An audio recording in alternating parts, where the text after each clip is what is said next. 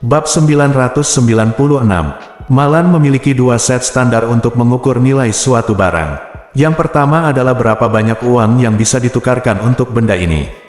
Yang kedua adalah, seberapa besar wajah yang bisa dihasilkan benda ini. Di matanya, segala sesuatu di dunia, termasuk segala sesuatu, pada akhirnya adalah soal uang dan wajah. Misalnya, rangkaian produk perawatan kulit kaviar terbaik yang diberikan Ye Chen kepadanya berharga hampir 400.000 yuan untuk dibeli, dan dapat dijual dengan harga setidaknya 300.000 yuan untuk dibawa pulang, jadi dia dapat dengan jelas merasakan berat dari 300.000 yuan ini. Ini memenuhi kriteria pertamanya, ini sangat berharga. Contoh lain, Malan tidak hanya menjual tas ransel Hermes dasar yang harganya lebih dari RMB 100.000 untuk dibawa pulang, tetapi juga membawanya saat bepergian setiap hari. Dia juga dapat menikmati tatapan iri dan cemburu orang lain, sehingga dia dapat merasakan rasa iri dan cemburu dari orang lain, beratnya lebih dari 100.000, tetapi juga terasa sangat menyelamatkan muka. Ini memenuhi standar keduanya, wajah. Pada saat ini, Malan memandangi set yuan biru dan putih dan berpikir tanpa minat, jika sesuatu tidak dapat ditukar dengan uang, dan Anda tidak dapat membawanya untuk dipamerkan kepada orang lain, maka betapa berharganya itu, benda ini. Kuping gajah biru dan putih ini, botolnya sepertinya memang berharga, tapi tidak bisa dikeluarkan untuk dibawa pulang atau dipamerkan, jadi menurutku, itu adalah sampah yang tidak berharga. Petik 2, kecuali aku mencurinya dan menjualnya suatu hari nanti, aku akan menjualnya secara gratis. Ribuan ribu. Namun, Malan kemudian berpikir lagi, tidak. Benda ini diberikan kepada Xiao Changkun oleh Ye Chen. Jika aku menjualnya secara diam-diam, itu tidak akan terjadi masalah jika Xiao Changkun marah. Tapi jika Ye Chen marah, itu akan sulit. Selesai. Memikirkan hal ini, Malan hanya bisa menyerah pada ide untuk membeli sepasang gajah biru dan putih bermotif naga ini, botol telinga.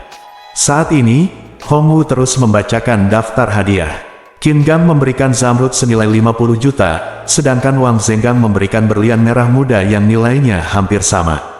Keduanya akrab satu sama lain dan memiliki hubungan yang baik. Pada pameran otomotif terakhir, keduanya secara kebetulan memberi Ye Chen sebuah mobil sport, jadi kali ini mereka sepakat terlebih dahulu untuk memberikan sebuah perhiasan berharga bersama.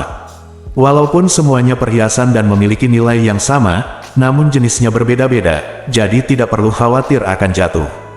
Pada saat ini, Ao Sui Qin dan Wang Yunkei masing-masing memegang kotak hadiah dan memajang permata di dalamnya. Dua batu permata, satu hijau dan satu merah muda, memantulkan warna-warni di bawah cahaya, penampilannya memang sempurna. Malan sangat tertarik pada kedua permata ini, dan matanya bahkan tertuju pada keduanya. Dia tidak bisa tidak memikirkan gelang giok yang diberikan Qin Gang kepada Ye Chen sebelumnya. Gelang itu bernilai setidaknya beberapa juta. Ye Chen memberikannya kepada Xiao Churan. Kemudian, Malan mengeluarkannya dan memakainya secara diam-diam. Setelah memakainya, dia mengambilnya sebagai miliknya, tetapi pada akhirnya, ketika Qian Hongyan mengaturnya, sebuah jebakan, dia mengeluarkannya dan memakainya. Itu rusak secara tidak sengaja, yang selalu menjadi rasa sakit yang tidak ingin diingat Malan jauh di lubuk hatinya.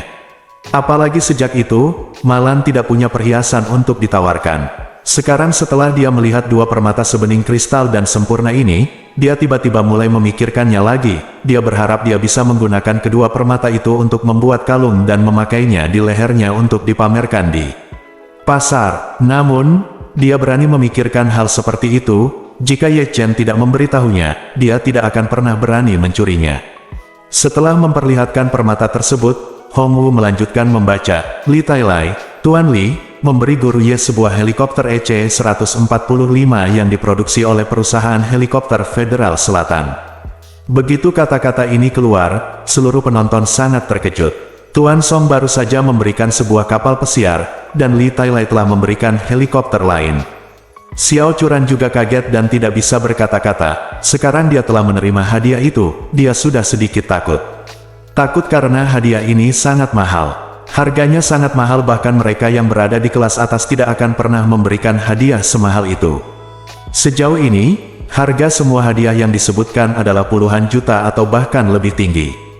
Jika Anda mengambil salah satu dari mereka, itu semua adalah harta berharga. Namun pada akhirnya, orang-orang ini memberikannya kepada Ye Chen, yang membuat Xiao Churan merasa sangat ajaib.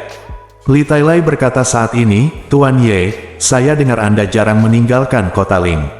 Si bos sebenarnya tidak terlalu jauh dari kota Ling. Mungkin memakan waktu 4 atau 5 jam dengan mobil, tetapi jika Anda naik helikopter, jaraknya hanya 2 jam, jadi saya ingin mengirimi Anda helikopter. Jika Anda memerlukan perjalanan jarak pendek hingga menengah, Anda dapat naik helikopter langsung, yang jauh lebih cepat daripada naik mobil. Ye, Chen mengangguk sedikit, Tuan Li, saya bertekad.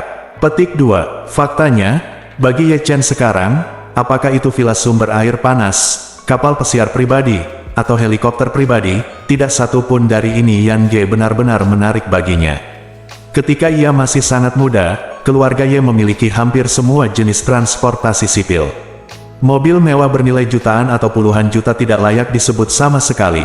Ye Jiaguang memiliki beberapa jet pribadi bernilai ratusan juta bahkan miliaran. Ada banyak sekali villa dan rumah mewah yang bernilai lebih dari 100 juta di seluruh dunia. Belum lagi kapal pesiar mewah. Faktanya, ketika ayah Ye Chen masih muda, dia membeli sebuah kapal pesiar mewah, yaitu jenis kapal pesiar mewah yang mampu mengangkut ratusan orang dan menggunakan helikopter untuk berkeliling dunia.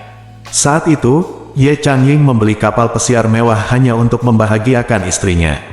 Meskipun ibu Ye Chen juga merupakan keturunan kerajaan Yan, dia adalah orang asing dari kerajaan Yan. Seluruh keluarganya berada di seberang lautan. Selain itu, dia dibesarkan di barat dan sangat menganjurkan perjalanan luar ruangan. Untuk memenuhi kebutuhan istrinya untuk mengunjungi keluarga dan bepergian, Ye Changying menghabiskan banyak uang untuk membeli kapal pesiar mewah, dan berjanji bahwa dia akan menghabiskan 2 bulan setiap tahun untuk menemaninya di kapal pesiar mengunjungi kerabat di sisi lain, sisi lautan, melakukan perjalanan melalui separuh planet di sepanjang jalan. Anda juga dapat melakukan perjalanan bersama. Sejak usia 3 tahun, Ye Chen naik kapal pesiar mewah bersama orang tuanya kembali ke rumah neneknya setiap tahun hingga orang tuanya mengalami kecelakaan ketika dia berusia 8 tahun. Yang lain berharap bisa berkeliling dunia sebelum mereka mati, tapi Ye Chen telah berkeliling dunia setahun sekali sejak dia berusia 3 tahun.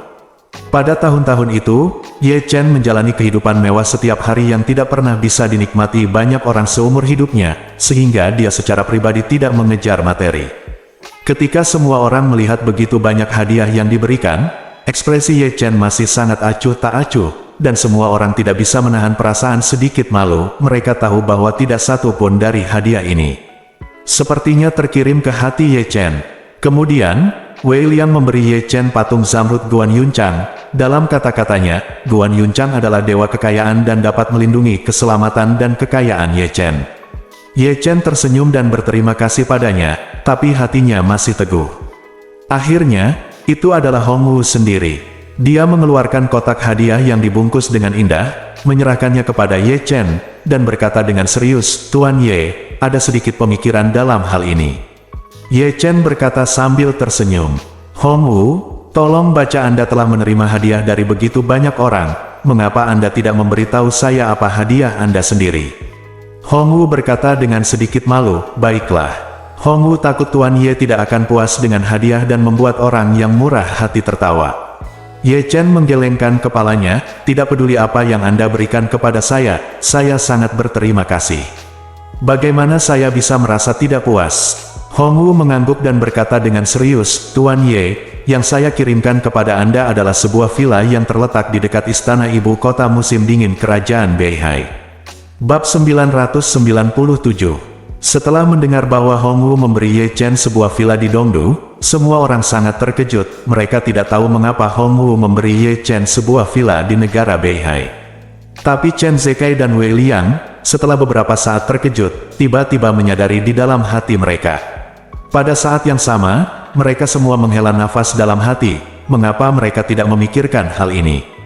Kembali ke negara Beihai, mereka mengikuti Ye Chen, sibuk mengintegrasikan lini produksi Xiaolin Pharmaceutical. Setelah semua orang tiba di Bantian, Ye Chen tiba-tiba ingin pergi ke Jindu sendirian. Saat itu, Hong Wu menduga Ye Chen pasti pergi mencari Nanako Ito.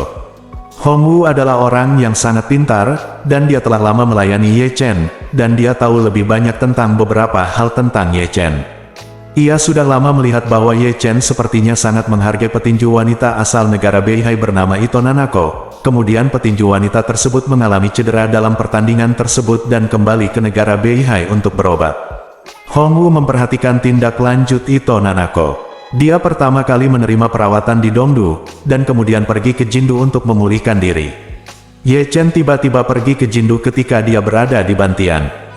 Hong Wu langsung menebaknya, alasannya. Yang lebih aneh lagi adalah Ye Chen berkendara ke Jindu hari itu, dan kemudian berkendara dari Jindu ke Dongdu di malam hari, dikombinasikan dengan laporan Beihai News tentang serangkaian waktu pada waktu itu. Hong Wu menggunakan petunjuk ini untuk memahami secara mental seluruh kejadian.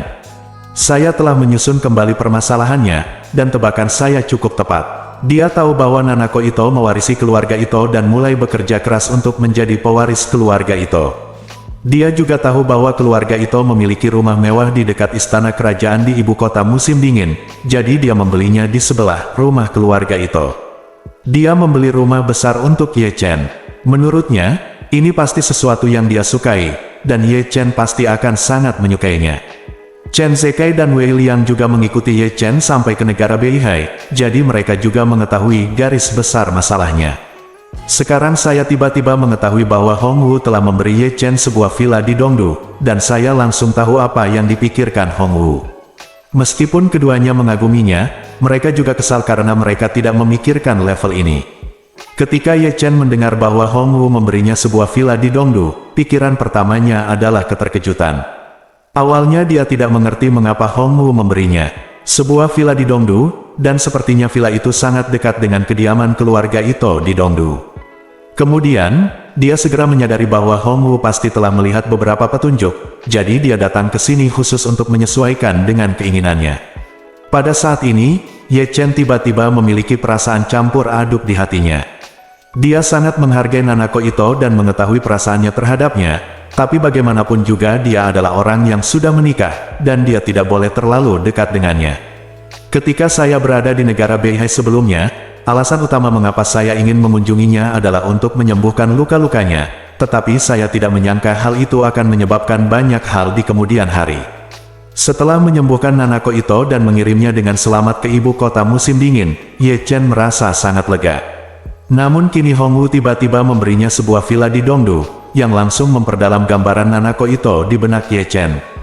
Kali ini, Malan bertepuk tangan dengan gembira, "Oh, saya sudah lama ingin pergi ke negeri Beihai untuk melihat bunga sakura, berbelanja, dan sebagainya. Jika saya memiliki villa sendiri di musim dingin, bukankah saya bisa sering pergi ke sana?" Hong Wu berkata dengan tergesa-gesa, Ma, Anda bisa pergi ke sana kapan saja. Saya juga telah mengatur beberapa pelayan di ibu kota musim dingin untuk siap dipanggil sepanjang waktu untuk memastikan bahwa kapanpun Anda pergi, tempatnya dalam kondisi terbaik. Dan ada orang-orang yang berusaha semaksimal mungkin untuk menjagamu. Petik 2. Oh, bagus sekali. Malan berkata dengan penuh semangat, aku sudah lama ingin bepergian ke luar negeri atau semacamnya, tapi sayang sekali hidup saya begitu sibuk di tahun-tahun awal. Jika segala sesuatunya tidak berjalan dengan baik, tidak akan ada banyak peluang. Sekarang menantu saya telah berkarir, saya harus lebih sering keluar rumah sering kali di masa depan. Kemudian, dia bertanya kepada Tuan Song, "Oh, Tuan Song, kapal pesiar yang Anda kirim itu bisa berkendara sampai ke negeri Beihai?" Song Jimo buru-buru menjawab, Ma, kapal pesiar itu punya jangkauan maksimum lebih dari 2000 mil laut, yaitu hampir 4000 km, yang cukup untuk menempuh perjalanan dari Lingxi ke pelabuhan dan kemudian ke ibu kota musim dingin, tetapi karena ini melibatkan masuk dan keluar, jadi Anda harus melapor ke bea cukai terlebih dahulu. Malan segera berkata dengan penuh semangat kepada Ye Chen, menantu yang baik, mari kita luangkan waktu untuk mengendarai kapal pesiar untuk bepergian ke negara Beihai. Bagaimana menurutmu? Bagaimana? Ye Chen berkata dengan samar, mari kita tunggu sampai kita punya waktu. Malan buru-buru berkata, sulit untuk mengatakan kapan. Ayahmu dan aku tidak pergi bekerja, dan kamu juga tidak pergi bekerja. Dia menjalankan perusahaan sendirian, dan dia adalah bosnya. Ketika dia ingin berlibur, bukankah itu hanya masalah kata-kata? Xiao Churan buru-buru berkata, Bu, apa yang kamu bicarakan? Untuk memulai bisnis, Anda harus fokus untuk mencapai hasil. Bagaimana saya bisa meninggalkan perusahaan dan pergi bepergian sendiri? Malan berkata, itu tidak masalah. Anda dapat tinggal dan terus bekerja dan biarkan Ye Chen mengajak kami bermain ibu kota musim dingin. Kebetulan kita tidak di rumah, jadi kamu bisa lebih berkonsentrasi. Terlibatlah dalam perusahaanmu. Xiao Churan terdiam sesaat. Meskipun dia tidak ingin keluarganya bepergian tanpa dia, kata-kata Malan sangat terampil. Dia pertama kali meminta Xiao Churan untuk pergi bersamanya, tetapi Xiao Churan menolak karena dia ingin bekerja keras untuk memulai bisnis. Jadi ketika dia meminta Xiao Churan untuk tinggal dan memulai bisnis, Xiao Churan tidak dapat membantahnya, jika tidak maka akan menjadi tamparan di wajahnya. Jadi Xiao Churan tidak punya pilihan selain mengatakan, "Hei, terserah kamu." Ye Chen tersenyum sedikit dan berkata, "Jangan bicarakan ini sekarang. Tahun baru Imlek akan segera datang, dan tentu saja kita harus merayakannya festival di rumah selama ini. Mengenai apakah kamu ingin melakukan perjalanan atau tidak, kita bisa menunggu sampai setelah tahun baru." Malan buru-buru mengangguk dan berkata sambil tersenyum, "Menantu yang baik, ibu akan melakukannya, dengarkan kamu." Ye Chen bersenandung, lalu memandang semua orang dan berkata dengan serius, "Hari ini sungguh luar biasa. Terima kasih telah melakukan perjalanan khusus untuk mengunjungi kami dan memberi kami begitu banyak hadiah karena menghemat uang semua orang." Semua orang buru-buru berkata, "Di mana-mana, inilah yang harus kita lakukan." Ye Chen memandang semua orang dan tersenyum, seperti kata pepatah kesopanan membalas. "Ketika saya bebas setelah tahun baru, saya pasti akan menyiapkan hadiah balasan untuk semua orang. Pada saat itu, saya harus meminta Tuan Qin untuk membantu saya menyiapkan beberapa materi." Begitu kata-kata ini keluar, semua orang yang datang untuk memberi ucapan selamat tahun baru menunjukkan senyuman di wajah mereka. Ekstasi yang tak terkendali. Mereka tahu bahwa Ye Chen akan memberi mereka pil sebagai imbalannya. Jika tidak, Ye Chen tidak akan pernah mengatakan apapun untuk meminta Qin Gang menyiapkan materi. Apa yang dilakukan Qin Gang? Ia berspesialisasi dalam semua jenis obat-obatan herbal. Pertama kali Ye Chen membuat obat, itu adalah bahan yang disediakan oleh Qin Gang. Ye Chen sekarang meminta Qin Gang untuk menyiapkan bahan, bukan membuat ramuan, apalagi yang bisa dilakukan. Alasan mengapa Ye Chen tidak mengatakannya dengan jelas adalah karena dia tidak ingin menyebutkan pil itu secara langsung di depan istri dan ayah mertuanya serta ibu mertuanya. Apakah itu ramuan dasar sebelumnya atau ramuan peremajaan nanti, dia tidak memberitahu keluarganya. Namun, orang-orang di sini semuanya disukai olehnya, dan mereka akan mengerti selama kata-kata ini ditunjukkan. Bab 998. Ye Chen tidak punya banyak pil peremajaan yang tersisa. Apalagi seperti kata pepatah, barang langka lebih berharga. Li Tailai menghabiskan 2 miliar untuk sebuah pil peremajaan, yang membuktikan bahwa pil peremajaan itu sepadan dengan harganya bagi orang kaya. Jadi dia tidak berencana menggunakan pil peremajaan sebagai obatnya, mengembalikan hadiah kepada semua orang. Jika hal semacam ini benar-benar buruk, tentu saja tidak akan terlalu langka, dan nilainya akan turun secara alami.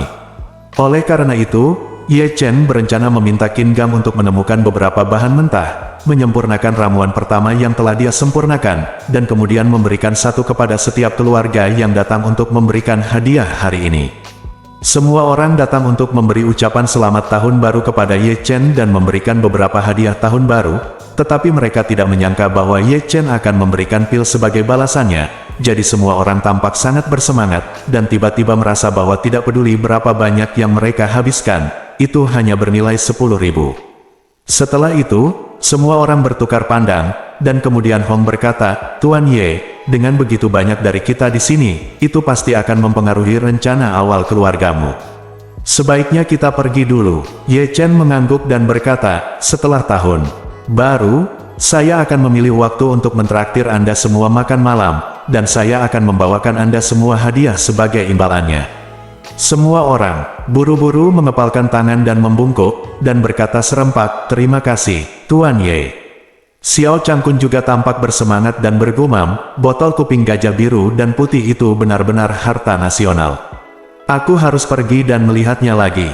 Malan ada di sini kali dia memandang Ye Chen dan berkata, "Ngomong-ngomong, menantuku tersayang. Kulihat mereka meninggalkan banyak kotak hadiah. Apa isinya? Mengapa mereka tidak memberitahumu?" Ye Chen menggelengkan kepalanya, "Saya tidak tahu apa isinya.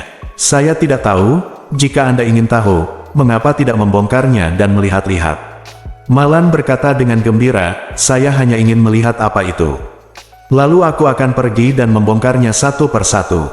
Xiao Churan sedikit gugup saat ini, dan berkata dengan cemas, Ye Chen, mengapa mereka memberimu begitu banyak hadiah mahal?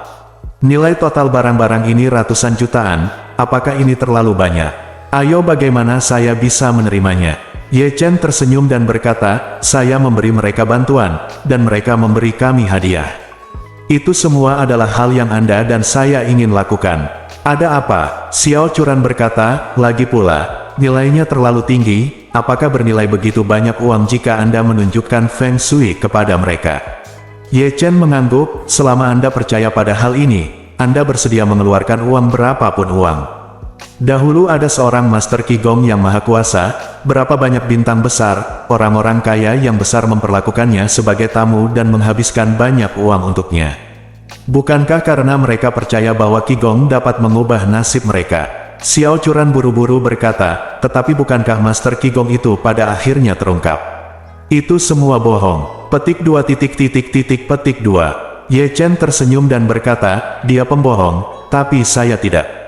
Saat dia berkata, dia menambahkan, saya menunjukkan kepada orang-orang ini Feng Shui, dan tanpa kecuali, orang-orang ini telah menerima manfaat yang besar. Jika tidak, menurut Anda mengapa mereka terus mempercayai saya? Tentu saja mereka percaya setelah melihat hasilnya. Xiao Churan bertanya lagi, lalu kamu bilang kamu ingin memberi mereka hadiah sebagai imbalan, apa yang akan kamu berikan sebagai imbalannya? Ye Chen berkata, aku akan mengembalikannya. Masing-masing dari mereka memiliki satu set jimat perdamaian. Jimat perdamaian. Xiao Churan bertanya dengan heran, apakah itu jenis jimat yang harganya beberapa dolar per potong di kuil? Ye Chen mengangguk, hampir sama, tetapi bedanya, apa yang dijual di kuil adalah ditabiskan oleh para beku, apa yang saya lakukan disucikan oleh diri saya sendiri. Xiao Churan berkata dengan sedikit khawatir, apakah Anda dapat diandalkan dalam melakukan ini? Saya selalu merasa sangat khawatir, karena takut suatu hari nanti Anda akan dibawa pergi. Kamu Chen menghibur, istriku, jangan khawatir, saya selalu berbisnis dengan integritas dan bisnis yang adil. Saya telah melakukan Feng Shui sejak lama. Apakah Anda melihat seseorang datang ke sini? Apakah saya dalam masalah? Xiao Churan langsung ditanya oleh Ye Chen. Ye Chen benar, selama sekian lama, ia menghasilkan banyak uang dengan mengamati Feng Shui, bahkan mendapatkan sebuah villa besar senilai lebih dari 100 juta, namun, tidak ada satupun pelanggan yang datang mengganggunya. Terutama Wang Zenggang. Villa tersebut diberikan oleh Wang Zenggang, dan baru saja Wang Zenggang memberinya berlian merah muda yang tak ternilai harganya. Ini membuktikan bahwa Ye Chen pasti sangat membantunya untuk setia. Saat ini, Malan membujuk, oh Churan, kamu tidak mengerti Feng Shui, jadi jangan beritahu Ye Chen apa yang harus dilakukan. Setelah mengatakan itu, Malan mengangkat wajahnya dan berkata dengan sangat serius, Bu, saya jangan berharap itu. Kamu bisa membantu Ye Chen dalam kariernya, tapi ibu tidak akan pernah membiarkanmu menghalangi Ye Chen. Masa depan keluarga kita sepenuhnya bergantung pada Ye Chen. Bu, Xiao Churan tiba-tiba dikejutkan oleh Malan tercekat dan tidak bisa berkata-kata. Dia akhirnya tahu bahwa ibunya telah sepenuhnya berpaling ke arah Ye Chen, dan tidak ada gunanya dia mengatakan apapun. Jadi, dia menghela nafas tak berdaya, hei, aku pergi ke perusahaan dulu. Malan buru-buru berkata, Churan, kenapa kamu tidak menunggu sampai ibu selesai membuka hadiah sebelum pergi? Xiao Churan membuncangnya kepala dan berkata, aku sudah lama terlambat, semua orang masih menungguku mengadakan rapat ringkasan. Malan berkata, oke, kalau begitu kamu bisa pergi dulu. Jika ada hal baik, ibu akan melakukannya, ambil gambar dan kirimkan kepadamu. Xiao Churan bersenandung, berkata kepada Ye Chen dan Xiao Changkun, suamiku, ayah, aku pergi dulu. Ye Chen mengangguk, berkendara lebih lambat di jalan, perhatikan keselamatan. Xiao Churan buru-buru berkata, jangan khawatir, aku akan memperhatikannya. Setelah Xiao Churan pergi, Ye Chen kembali ke ruang tamu villa. Xiao Changkun dan Malan sudah memegang banyak kotak hadiah dan membukanya. Malan membuka kotak hadiah dan berseru dengan penuh semangat, ya Tuhan. Ini tas channel edisi terbatas. Xiao Changkun membuka sebotol anggur putih, melihatnya dengan hati-hati, dan berkata dengan kaget, "Ya Tuhan, ini minuman keras bintang 5. Jumlahnya sangat sedikit. Beberapa tahun yang lalu, sebuah botol muncul di pelelangan dan dijual seharga 2,99 juta. Apa?" Malan bertanya dengan ngeri, "Sebotol minuman keras, 2,99 juta. Apakah kamu gila?" Xiao Changkun mengerutkan bibirnya, "Lihat penampilanmu yang tidak berpengalaman. Apakah kamu begitu takut dengan 2,99 juta yuan minuman keras? Biar ku beritahu, ada juga sejenis minuman keras yang hanya berisi 10 botol negara, bernama Handi Baijiu, satu botol bernilai puluhan juta." "Minuman keras Kaisar Han?" Malan bertanya dengan cemberut, "Apa maksudmu?" "Minuman keras digali dari tanah kering." Xiao Changkun berkata dengan nada menghina, "Syukurlah kamu kuliah, itu milik Kaisar Wu dari dinasti Han." "Kaisar Han, bukanlah tanah kering di tanah kering." Malan meludah, "Bah, siapa yang kamu anggap remeh? Kamu jelas tidak berhasil jelas sekali, bagaimana mungkin aku masih tahu tentang Kaisar Wu dari dinasti Han?" Xiao Changkun segera membalas, "Kamu pasti tidak tahu siapa Kaisar Wu dari dinasti Han. Jika kamu bisa memberitahuku nama Kaisar Wu dari dinasti Han hari ini, saya akan menganggap Anda telah kuliah." Malan langsung terdiam. Dia benar-benar tidak dapat mengingat siapa Kaisar Wu dari dinasti Han. Xiao Changkun melihatnya dengan ekspresi cemas dan berkata dengan sinis, "Apa? Tidak ingat? Apakah kamu kuliah dengan sia-sia?" Malan berkata dengan marah, "Di mana kamu? Banyak sekali omong kosong. Biarkan aku memberitahumu Xiao Changkun, sebotol anggur di tanganmu bernilai 3 juta, kamu tidak boleh meminumnya. Simpan dan tunggu sampai nilainya naik di masa depan sebelum menjualnya." Xiao Changkun berkata dengan marah, "Ini adalah hadiah dari menantuku Ye Chen, apakah sekarang giliranmu yang menudingmu? Jika menantuku menyuruh meminumnya, dia akan meminumnya. Jika menantuku menyuruh meminumnya, dia akan meminumnya. Jika menantuku menyuruh meminumnya, dia akan meminumnya. Jika menantuku menyuruh meminumnya, dia akan meminumnya. Jika menantuku menyuruh meminumnya, dia akan meminumnya. Jika menantuku menyuruh meminumnya, dia akan meminumnya. Jika menantuku menyuruh meminumnya, dia akan meminumnya. Jika menantuku menyuruh meminumnya, dia akan meminumnya. Jika menantuku menyuruh meminumnya, dia akan meminumnya. Jika menantuku menyuruh meminumnya, dia akan meminumnya. Jika menantuku menyuruh meminumnya, dia akan meminumnya. Jika menantuku menyuruh meminumnya, dia akan meminumnya. Jika menantuku menyuruh meminumnya, dia akan meminumnya. Jika menantuku menyuruh meminumnya, dia akan meminumnya. Jika menantuku menyuruh meminumnya, dia akan meminumnya. Jika menantuku menyuruh meminumnya, dia akan meminumnya. Jika menantuku menyuruh meminumnya, dia akan meminumnya. Jika menantuku menyuruh meminumnya, dia akan meminumnya. Jika menantuku menyuruh meminumnya, dia akan meminumnya. Jika menantuku menyuruh meminumnya, dia akan meminumnya. Hukum berkata untuk menjualnya, dia akan menjualnya. Jika menantuku berkata, hancurkan saja dan buat suara, kamu hanya bisa menonton. Petik 2. Kamu, Ye Chen melihat mereka berdua. Mereka mulai berdebat lagi dan menggelengkan kepala tanpa daya. Saat ini, ponselnya tiba-tiba berdering. Itu adalah panggilan video. Peneleponnya ternyata adalah Gu Qiuyi. Jadi, dia berkata kepada pasangan itu, "Bu, ayah, ada yang harus kulakukan. Aku akan kembali ke kamarku dulu." Petik 2. Setelah mengatakan itu, dia langsung masuk ke lift tanpa menunggu jawaban mereka. Bab 999, Ye Chen kembali ke kamarnya bersama Xiao Churan, dan kemudian terhubung ke panggilan video Gu Qiuyi, dan bertanya padanya, "Hei, Nanan.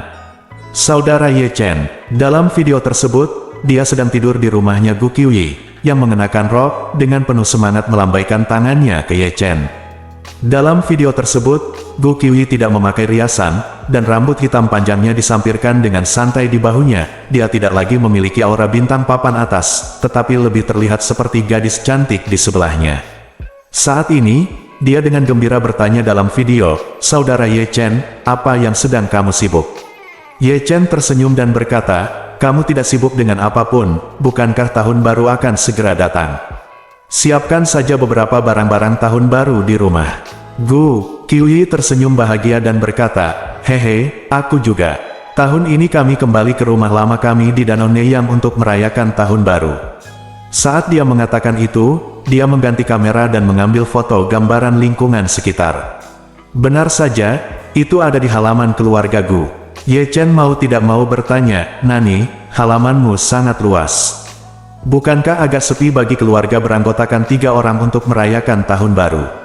Petik 2. Tidak, Gu Qiuyi berkata sambil tersenyum, "Tahun ini, paman kedua dan paman ketiga saya akan tinggal bersama.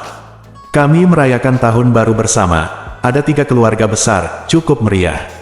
Petik 2. Ye Chen mengangguk, memikirkan paman kedua dan ketiganya, dan mau tidak mau bertanya, "Pengasuh, bagaimana kabar paman kedua dan ketigamu akhir-akhir ini? Saya tidak lagi menimbulkan masalah bagi keluargamu, bukan?" Petik 2. Gu Qiuyi buru-buru berkata, "Tidak. Keluarga paman kedua dan paman ketiga saya sangat baik baru-baru ini. Mereka pulang ke rumah setiap 2 hari dan membawanya setiap saat. Segala macam hadiah dalam paket besar dan kecil." Petik 2. Oh, ngomong-ngomong, mereka berdua melamar ayahku untuk kembali ke rumah lama mereka untuk merayakan hari raya itu. Tahun baru tahun ini, mereka bilang sudah lama sejak keluarga itu merayakan tahun baru bersama, jadi mereka ingin bergabung. Setelah tinggal bersama, ayahku setuju. Ye Chen tahu bahwa paman kedua Gu Qiuyi, Gu Yanzheng, yang ketiga paman Gu Yangan, dan putra-putranya masih dalam kondisi kehilangan kesuburan. Tidak perlu memikirkannya selama ini. Bisa ditebak bahwa mereka pasti sangat jujur. Bagaimanapun, mereka berharap untuk menyenangkan keluarga Gu Yanzhong dan kemudian mendapatkan pengampunan mereka sendiri. Mereka telah menandatangani perjanjian dengan Gu Yanzhong sebelumnya, dan mulai sekarang semuanya akan berada di bawah kepemimpinan kakak laki-laki tertua Gu Yanzhong, jadi sekarang mereka tidak akan menimbulkan masalah lagi. Jadi, Ye Chen berkata dengan kepuasan, "Itu bagus. Jika kedua pamanmu masih memiliki niat jahat, kamu harus memberitahuku sesegera mungkin." Petik 2. Gu Qiuyi mengangguk dengan cepat dan berkata, "Saudara Ye Chen, mohon tunggu sebentar. Aku akan pergi ke kamar orang tuaku, mereka juga ingin memberitahumu sesuatu." Ye Chen buru-buru bertanya, "Pakai lebih banyak pakaian, gaun ini sepertinya untuk musim panas, jangan membeku." Gu Qiuyi dengan manis berkata. He tersenyum dan berkata, "Tidak akan membeku, karena seluruh halaman dilengkapi dengan pemanas lantai yang sangat hangat. Suhu di dalam ruangan selalu sekitar 28 derajat. Petik 2. Ye Chen merasa lega saat ini. Dalam benaknya, Gu Qiuyi bukanlah seorang tunangan yang bertunangan dan disetujui oleh orang tuanya sebagai mak comblang, melainkan seorang adik perempuan yang telah berada di sisinya sejak dia masih kecil. Oleh karena itu, Ye Chen juga memberikan perhatian khusus padanya. Gu Qiuyi dalam video berlari melewati aula besar dan sampai ke kamar Gu Yanzhong dan Lin Wanqiu. Gu Yanzhong sedang minum teh dan membaca di mejanya.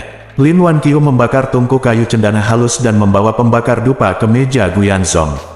Melihat Gu Qiuyi berlari masuk dengan tergesa-gesa saat ini, dia buru-buru bertanya, "Nani, hati-hati. Satu pokoknya, jangan jatuhkan." Gu Qiuyi berkata dengan penuh semangat, "Bu, saya sedang ngobrol video dengan saudara Ye Chen." Begitu Gu Yanzhong mendengar kata Ye Chen, dia segera meletakkan buku itu di tangannya dan bertanya dengan penuh semangat, "Apakah kamu berbicara dengan saudara Ye Chen?" Video Chener, ayo, izinkan saya mengatakan beberapa patah kata kepadanya. Petik 2. Gu Qiuyi dengan cepat meletakkan telepon di atas meja, dengan kamera dan layar menghadap Gu Yanzhong. Gu Yanzhong terlihat sangat baik saat ini, dan kondisinya secara keseluruhan masih sangat muda. Ketika dia melihat Ye Chen di video, dia langsung tersenyum dan berkata, "Chener, bagaimana kabarmu di kota Ling akhir-akhir ini?" Ye Chen berkata dengan tersenyum, melihat ke belakang, "Paman, semuanya baik-baik saja. Bagaimana kabarmu dan Bibi Lin?" Petik 2. "Oke, kami baik-baik saja." Gu Yanzhong mengangguk berulang kali. Pada saat ini, Lin Wanqiu berdiri di sampingnya, menatap Ye Chen di atas layar, dan berkata sambil tersenyum, "Chener, kapan kamu datang ke Jinchen untuk menghabiskan beberapa hari lagi? Pamanku kamu sangat merindukanmu akhir-akhir ini. Dia pada dasarnya membicarakanmu beberapa kali setiap hari, yang membuat saya telinga hampir menjadi kapalan." Ye Chen berkata sambil tersenyum, "Paman Gu, Bibi Lin, setelah aku menyelesaikan semuanya, aku akan meluangkan waktu untuk pergi ke Jinchen untuk menemui kalian berdua." Gu Qiuyi, yang berdiri di atas sisi lain dari Gu Yanzong, bergumam dengan tergesa-gesa dan tidak puas, "Apa maksudmu dengan melihat mereka berdua? Hei, apa yang harus aku lakukan? Bukankah aku perlu menontonnya?" Ye Chen buru-buru tersenyum dan berkata, "Dengar, tentu saja kamu harus menontonnya. Aku melakukan kesalahan. Aku akan kembali menemuimu, pamanku dan Bibi Lin ketika aku punya waktu. Apakah kamu puas?" Gu Qiuyi bersenandung bangga dan berkata, "Cantik sekali banyak." Saat ini, Gu Yanzong berkata, "Ngomong-ngomong, Chener, ku dengar bibimu pergi ke Lingxi." Petik 2. Ya, Ye Chen berkata sedikit. Dia tersenyum dan berkata, "Paman Gu, sudahkah kamu mendengarnya?" Gu Yanzong tersenyum dan berkata, "Kakekmu meneleponku pagi ini dan memberitahuku tentang kamu dan bibimu." Ye Chen bertanya dengan heran, "Dia tahukah kamu bahwa aku telah bertemu denganmu?" Gu Yanzong mengguncangnya kepala, "Dia belum tahu, jadi dia pikir aku belum menerima pesanmu, jadi dia memberitahuku tentangmu." Ye Chen bertanya dengan bingung, "Mengapa dia memberitahumu hal-hal ini?" Gu Yanzong berkata dengan sambil tersenyum, "Menurutku yang dia maksud adalah dia terutama ingin memberitahuku kabarmu." Lalu dia bertanya padaku apakah aku masih bersedia memenuhi janji yang aku buat kepada ayahmu saat itu dan membiarkanmu mengikuti putriku akan menikah. Ye Chen tidak bisa menahan perasaan malu. Tampaknya kakek mungkin masih ingin membawanya kembali ke keluarga Ye, dan kemudian membiarkan dirinya menikahi Gu Qiuyi. Pada saat ini, Gu Yanzong juga melihat rasa malu Ye Chen dan berkata dengan tergesa-gesa, "Chener, jangan menekan masalah ini. Saya baru saja memberitahu kakekmu bahwa saya bersedia memenuhi janji saya, tetapi saya juga mengatakan bahwa Anda harus menghormati masalah ini. Apa yang diinginkan anak-anak?" Setelah mengatakan itu, Gu Yanzong menambahkan, "Chener, kamu harus mengikuti langkahmu sendiri. Sejak aku berkata, keluarga kami telah menunggumu selama 3 tahun, dan kami pasti akan melakukannya." "Menunggumu selama 3 tahun. Ye Chen Xing dia mengangguk sedikit dan berkata, "Paman Gu, terima kasih atas pengertianmu." Gu Yanzong melambaikan tangannya dan berkata, "Kamu menyelamatkan nyawa Paman Gu, kamu tidak perlu melakukannya, bersikaplah sopan padaku." Kemudian, Gu Yanzong berkata lagi, "Oh, ngomong-ngomong, kakekmu juga memintaku untuk menasihatimu bahwa kamu dan bibimu adalah satu keluarga, jangan terlalu marah, apalagi terluka, harmoni."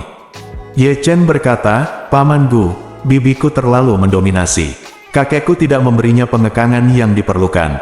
Ketika dia tiba di kota Ling, dia mulai membentakku dan memerintahku, dan bahkan berbicara dengan ibu mertuaku. Itu benar-benar terlalu sombong." Gu Yanzong mengangguk dan berkata, "Bibimu di Jinchen terkenal sulit untuk dihadapi. Aku tidak menyangka dia akan disembuhkan olehmu ketika dia pergi ke Lingxi." Ye Chen berkata dengan tenang, "Jika dia tidak terlalu berlebihan, aku tidak ingin sama dengannya." Gu Yanzong tersenyum tipis dan berkata, "Kakekmu masih ingin aku menasihatimu. Jika kamu punya waktu, kembalilah ke rumah Ye. Malam tahun baru tahun ini telah berakhir, dan setelah festival Lentera, hampir bulan Maret. Dia ingin kamu melakukannya, sembahlah leluhurmu. Kembalilah setelah menghemat energi dan bergabunglah dengannya dalam upacara pemujaan leluhur yang diadakan oleh keluarga Ye di Gunung Yeling." Ye Chen bertanya dengan heran, "Mengadakan upacara pemujaan leluhur?" "Ya," Gu Yanzong berkata, "keluarga Yemu awalnya adalah 12 tahun. Upacara pemujaan leluhur diadakan setiap tahun, dan kebetulan terjadi tahun ini, dan Gunung Yeling telah dikembangkan selama lebih dari 3 tahun. Baru saja selesai musim semi lalu, dan keluarga Ye memindahkan rumah mereka, makam leluhur di sana pada musim gugur. Oleh karena itu, festival pemujaan leluhur tahun ini juga menandai perpindahan makam leluhur keluarga Ye ke Yeling. Festival pemujaan leluhur pertama di gunung itu. Jadi kakekmu ingin mengadakan upacara pemujaan leluhur yang agung. Saat itu, tidak hanya Anda yang bermarga Ye, tetapi puluhan cabang bermarga Ye di seluruh negeri juga akan ikut berpartisipasi. Anda adalah putra dan cucu langsung dari keluarga Ye. Beliau berharap Anda dapat hadir dan memberi penghormatan secara resmi kepada orang tuamu." Bab 1000. Pemujaan leluhur keluarga Ye adalah upacara keluarga paling khusyuk di seluruh keluarga Ye. Keluarga besar sangat mementingkan pemujaan leluhur, terutama keluarga besar yang memiliki sejarah panjang seperti keluarga Ye, yang memiliki sejarah mendalam dan banyak cabang keluarga, serta sangat mementingkan upacara pemujaan leluhur. Faktanya, banyak keluarga kaya yang ingin mengadakan upacara pemujaan leluhur secara khusus, namun upacara pemujaan leluhur yang sebenarnya bukanlah sesuatu yang bisa diselenggarakan oleh keluarga biasa. Beberapa keluarga Noveaurice bahkan ingin mengadakan upacara pemujaan leluhur tetapi tidak mampu. Karena di kuburan leluhur orang-orang ini, mungkin saja nenek moyang dari 3 atau 4 generasi terakhir dikuburkan, dan jika menyangkut identitas mereka mungkin adalah petani pada generasi sebelumnya, dan tidak ada cerita luhur yang bisa diceritakan ke masa depan generasi. Meski kelas tani juga sangat terhormat, namun dalam masyarakat kelas atas ini, jika nenek moyang tidak memiliki latar belakang identitas yang cukup kuat, mereka memang terbilang tidak mampu berbuat apa-apa. Terutama di masyarakat kelas atas Jinchen. Selain perebutan uang dan kekuasaan, persaingannya juga menyangkut asal-usul keluarga dan warisan. Ada banyak orang tua dan muda di Jinchen yang berada di Panji pada masa dinasti Manchu dan Qing. Nenek moyang keluarga ini semuanya adalah bangsawan di Panji pada dinasti sebelumnya. Omong-omong, itu adalah kakak laki-laki atau putri, dan bahkan ada pejabat tingkat pertama di istana kekaisaran pada saat itu. Perwira senior, keluarga seperti itu mempunyai landasan yang kuat. Pada saat upacara pemujaan leluhur, hanya dengan membacakan amalan 2 atau 3 leluhur saja akan langsung menimbulkan rasa sombong pada orangnya. Nenek moyang keluarga Ye juga merupakan pejabat di istana kekaisaran. Dalam keluarga biasa, jika seorang ulama berasal dari nenek moyangnya, mereka ingin membangun balai leluhur untuk ulama tersebut di kampung halamannya. Namun, nenek moyang keluarga Ye memiliki menghasilkan ratusan sarjana Jinsi dan 10 sarjana nomor 1, termasuk 3 teratas, totalnya ada 31. Dalam hampir 300 tahun sejarah dinasti sebelumnya, terdapat total 112 ujian kekaisaran. Dalam hampir 300 tahun ini, terdapat lebih dari 20.000 sarjana Jinsi dan 114 sarjana terkemuka. Keluarga Guangye sendiri menyumbang hampir 1/10 dari total keseluruhan, yang merupakan pencapaian yang sangat luar biasa. Justru karena banyaknya bakat di antara para leluhur, keluarga Ye dapat terus eksis selama ratusan tahun, dan selalu cukup kuat, bahkan di era perang dan kekacauan, setidaknya mereka adalah bangsawan yang kuat. Keluarga Ye telah tumbuh dan menyebar selama bertahun-tahun, setidaknya ada puluhan ribu keturunan keluarga Ye di seluruh dunia, dan banyak dari mereka yang pergi ke luar negeri. Nenek moyang mereka, yang berusia ratusan tahun, adalah nenek moyang keluarga Ye. Hanya saja pada zaman dahulu, anak laki-laki tertua yang mewarisi jubah, dan anak laki-laki serta selir sah lainnya harus memisahkan keluarga dan membangun karir. Oleh karena itu, semakin banyak anggota keluarga Ye yang direduksi menjadi keluarga agunan, hanya menyisakan garis keturunan langsung sebagai keluarga patriarki sejati. Sama seperti ayah Ye Chen yang memiliki 3 saudara laki-laki, jika menurut aturan kuno, setelah kematian kakek Ye Chen, ketiga putra keluarga Ye akan memisahkan keluarga. Pada saat itu, putra sulung Ye Changkong akan mewarisi sebagian besar keluarga, properti dan rumah besar itu. Putra kedua dan putra ketiga, setelah melayani ayah mereka selama 3 tahun, harus meninggalkan kediaman asli keluarga Ye bersama keluarga mereka dan memulai sebuah keluarga baru sendiri. Dengan cara ini, keluarga anak laki-laki kedua dan anak laki-laki ketiga telah menjadi keluarga jaminan dari keluarga Ye. Saat ini hubungan kedua keluarga sampingan ini relatif dekat dengan keluarga induk, apalagi anak kedua, ketiga, dan sulung masih bersaudara dari ibu yang sama. Namun jika menyangkut generasi Ye Chen, sepupu Ye Chen lah yang mewarisi jubah keluarga patriarki, jadi hubungan antara dua keluarga agunan dan keluarga patriarki adalah generasi yang semakin jauh. Pada generasi ketiga dan keempat, kedua keluarga agunan ini telah melahirkan beberapa keluarga agunan yang lebih kecil, sehingga jarak antara mereka dan keluarga utama menjadi semakin jauh. Jika itu berlangsung selama 5 atau 6 generasi, rentang waktunya mungkin lebih dari 100 tahun. Pada saat itu, setiap orang mungkin belum saling mengenal sama sekali, dan nama keturunan keluarga agunan lainnya hanya dapat ditemukan pada silsilah. Oleh karena itu, sebagai kepala keluarga, upacara pemujaan leluhur perlu dilakukan sesekali untuk memanggil orang-orang dari keluarga sampingan. Setelah semua orang saling mengenal, menjadi akrab satu sama lain, dan memuja leluhur bersama, hubungan darah semakin kuat. Ini juga merupakan cara yang diperlukan bagi keluarga besar untuk mempertahankan kekuatan mereka.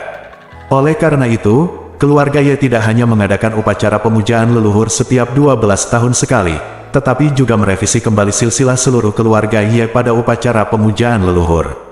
Antara 12 tahun ini dan 12 tahun sebelumnya, ahli waris baru akan lahir di setiap keluarga, generasi tua akan meninggal, dan orang dewasa muda akan menikah.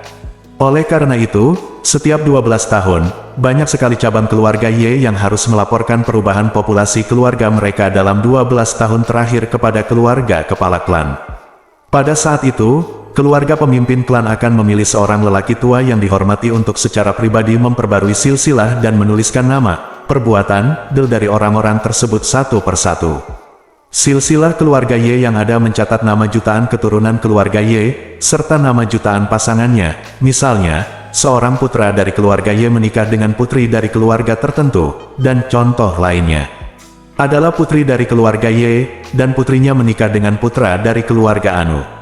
Setiap silsilah keluarga direvisi juga sangat megah. Salinan induk silsilah keluarga disimpan di brankas dengan suhu dan kelembapan konstan, dan hanya dibawa keluar oleh keturunan keluarga Ye setiap kali mereka memuja leluhurnya. Setelah keluar dan beribadah, hendaknya segera dan dengan hormat mengundang ibu kembali lagi. Nanti, perbarui silsilah keluarga baru. Setelah silsilah baru diperbarui, silsilah baru tersebut juga harus diambil kembali secara seremonial dan disimpan bersama dengan buku induk sebelumnya yang tak terhitung jumlahnya. Seluruh anggota keluarga Ye menganggap silsilah sebagai benda suci keluarga, sakral dan tidak dapat dinajiskan. Keluarga kepala marga merupakan satu-satunya keluarga yang berhak mempertahankan silsilah keluarga, sehingga setiap keluarga agunan datang untuk memuja leluhurnya. Selain bersujud dan bersujud pada silsilah keluarga, mereka juga akan mempunyai rasa memiliki yang alamiah ke klan-klan. Ini seperti para kaisar dan menteri kuno yang menggunakan etiket rumit, ritual, aturan ketat, dan warisan untuk memperkuat kesetiaan para menteri kepada kaisar dalam pikiran mereka. Hal ini juga menjadi ketergantungan besar bagi keluarga patriarki untuk membuat keluarga agunan menyerah. Namun, Ye Chen tidak lagi memiliki kesan apapun terhadap upacara pemujaan leluhur. Keluarga Ye, upacara pemujaan leluhur terakhir adalah 12 tahun yang lalu, ketika dia masih di Institut Kesejahteraan Kota Ling. Upacara pemujaan leluhur terakhir adalah 24 tahun yang lalu. Pada saat itu, dia masih terlalu muda untuk memahami sepenuhnya masalah ini. Tidak ada ingatan, namun, meskipun dia tidak dapat lagi menemukan ingatan tentang upacara pemujaan leluhur 24 tahun yang lalu, dia masih sangat jelas tentang upacara pemujaan leluhur keluarga Ye. Dia tahu bahwa ini adalah upacara yang sangat megah untuk keluarga Ye, dan itu juga merupakan perayaan leluhur dan leluhur, upacara termegah untuk memberi penghormatan kepada orang tua. Oleh karena itu, Ye Chen tidak bisa tidak memiliki beberapa harapan di dalam hatinya. Dia tidak berharap untuk menyembah leluhur keluarga Ye, dia hanya berharap untuk menyembah orang tuanya dengan cara yang sah, bermartabat dan agung. Terakhir kali dia mengikuti Gu Yanzong untuk memberi penghormatan kepada orang tuanya, dia harus berpura-pura menjadi sopir Gu Yanzong. Dia tidak dapat pergi ke kuburan orang tuanya dengan identitas aslinya sebagai Ye Chen dan dengan adil bersujud dan berlutut. Ini telah terjadi selalu menjadi penyesalan di hatinya. Jadi, dia berkata kepada Gu Yanzong, "Paman Gu, tolong beritahu kakekku bahwa aku akan pergi ke upacara pemujaan leluhur di festival leluhur." Bersambung.